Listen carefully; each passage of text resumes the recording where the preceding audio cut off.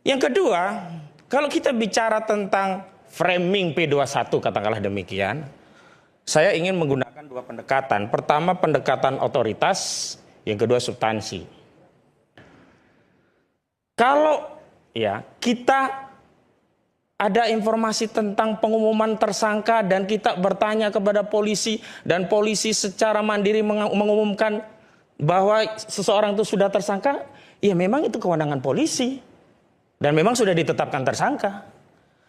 Tetapi kalau kita bicara tentang pengumuman berkas lengkap, itu bukan kewenangan polisi, apalagi kewenangan Bung Adi Darmawan.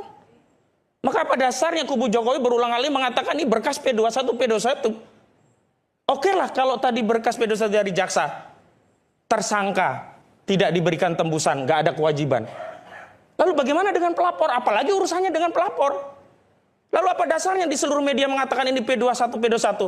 Untung saja ini nggak ada pasal 14 ayat 1 dan 2 Undang-Undang nomor 1 tahun 1946 tentang mengedarkan kabar bohong yang menerbitkan keonaran yang ancaman pidananya 10 tahun penjara. Kenapa? Kebohongan.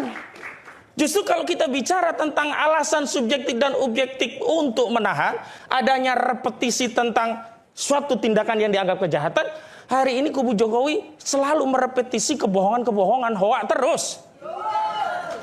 Dan kalau tadi Bung Ade bicara legitimasi moral penegakan hukum, di mana lagi orang mau bicara legitimasi moral ketika ada aparat penegak hukum sedang bekerja, berproses, kemudian mengumumkan perkembangan suatu penyelidikan dan penyidikan. Tiba-tiba ada intimidasi, ada ancaman, ada penghasutan dengan narasi, kami dari Timur, kalau tidak segera ditahan Roy CS, tidak segera dilimpahkan, maka kami akan duduki kantor kejaksaan, kami akan bakar kejaksaan. Dari mana redaksi seperti ini bisa dibenarkan sebagai orang-orang yang katanya hendak menegakkan moral? Dan itu ada pada kubu Jokowi. Nggak usahlah berdalih bahwa ini menyemangati dan sebagainya. Nggak usah berdalih. Rakyat kita pintar, videonya juga berceceran di mana-mana. Hari ini pun scroll, tarik, ketemu. Lalu kita bicara tentang kenapa sih polisi tidak menahan? Ya kalau hakim itu ragu dalam memutus, lebih baik memvonis bebas daripada memvonis bersalah.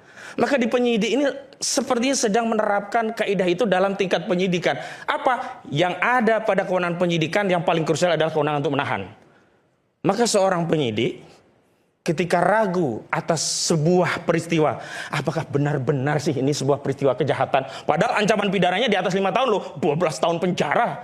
Tapi dia tidak menahan.